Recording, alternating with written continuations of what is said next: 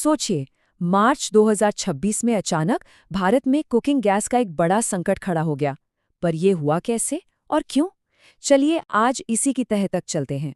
ये संकट इतना अचानक और इतना गहरा था कि कुछ ही दिनों के अंदर भारत की पूरी सप्लाई चेन बिखर गई और इसने एक ऐसी कमजोरी को सामने ला दिया जो कह सकते हैं दशकों से बन रही थी।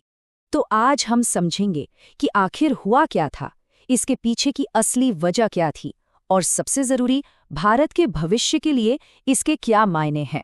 तो इस पूरे संकट की जो शुरुआत है ना, वो भारत से हजारों मील दूर एक भू राजनीतिक चिंगारी से हुई। देखिए, सब कितनी तेजी से हुआ। मार्च की शुरुआत में एक सैन्य संघर्ष छिड़ता है और कुछ ही हफ्तों के अंदर एक छोटा सा क्षेत्रीय संघर्ष भारत के लिए एक बड़ा राष्ट्रीय संकट बन जाता है। इसका असर बहुत बहुत तेजी से दिखने लगा था। अब ये हॉर्मुज़ जलडमरू मध्य इतना जरूरी क्यों है? सोचिए, ये एक बहुत ही संकरा समुद्री रास्ता है और भारत का लगभग 90% गैस इंपोर्ट यहीं से होकर गुजरता है।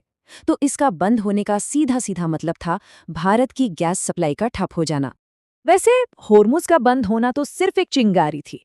असली समस्या तो वो बारूद का ढेर था जिस पर भारत बैठा था, और वो था हमारी अपनी जरूरत की ज्यादातर गैस के लिए दूसरे देशों पर निर्भर होना। और यही हमारी सबसे बड़ी कमजोरी साबित हुई। जरा इस आंकड़े को देखिए। भारत में लगभग 33 करोड़ एलपीजी कनेक्शंस हैं। इसमें कोई शक नहीं कि सरकारी योजनाओं ने गैस को हर घर तक पहुंचाया, लेकिन इसने हमें इंपोर्ट पर भी बहुत ज्यादा निर्भर बना दिया। नतीजा, लाखों परिवार इस संकट की सीधी चपेट में आ गए। और समस्या की जड़ वो यही है। हम जितना एलपीजी खुद बनाते हैं उससे लगभग 2 गुना हमें बाहर से मंगवाना पड़ता है। यही वो असंतुलन है जिसकी वजह से हमारी ऊर्जा सुरक्षा हमेशा, आप कह सकते हैं, दांव पर लगी रहती है। यानी भारत की लगभग 2/3 कुकिंग गैस कतर और सऊदी अरब जैसे देशों से आती है।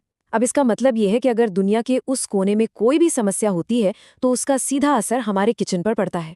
तो चलिए अब देखते हैं कि सप्लाई की इस कमी का आम लोगों और छोटे-मोटे कारोबारों पर असल में क्या और कैसा असर हुआ।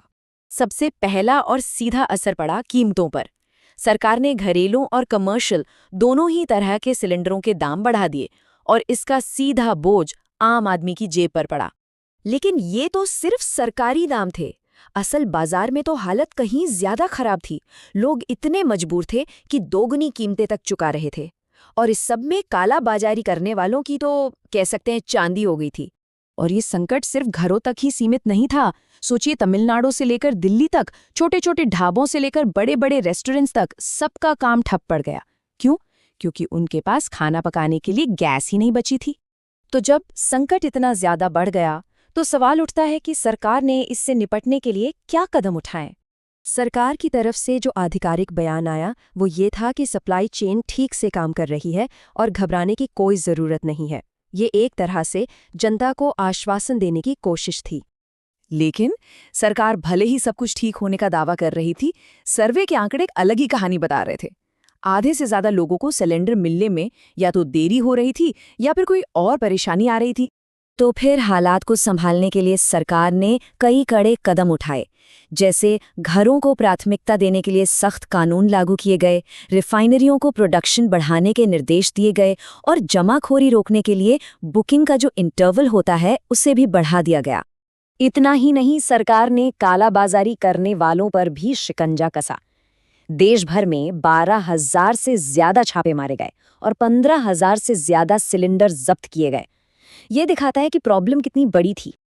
अब इस पूरे बड़े संकट के बीच चलिए थोड़ा रुक कर ये देखते हैं कि लोग अपने अपने घरों में इस कमी का सामना कैसे कर रहे थे। देखिए, संकट के समय में ही असली जुगाड़ सामने आता है। लोगों ने गैस बचाने के लिए छोटे छोटे लेकिन बहुत असरदार तरीके अपनाए, जैसे कि प्रेशर कुकर का ज्यादा इस्तेमाल करना, दाल चावल को पकाने से पहले कुछ देर भिगो देना या फिर हमेशा ढक्कन लगाकर ही खाना बनाना। ये छोटी छोटी आदतें हैं, लेकिन इनसे काफी फर्क पड़ता है।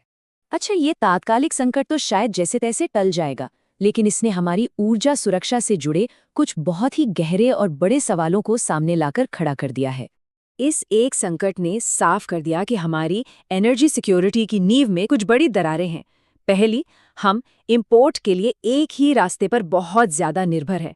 दूसरी, हमारी मांग इतनी तेज़ी से बढ़ी है कि हमारी सप्लाई चेन पीछे रह गई। और तीसरी, हमारे पास मुश्किल समय के लिए रिजर्व के तौर पर सिर्फ कुछ ही दिनों की गैस है, जो कि बहुत ही कम है। तो आखिर में एक बड़ा सवाल बचता है।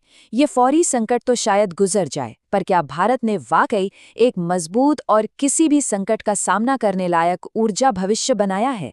या फिर हम बस अगले संकट के आने का इंतजार करेंगे? ये सोचने वाली बात है।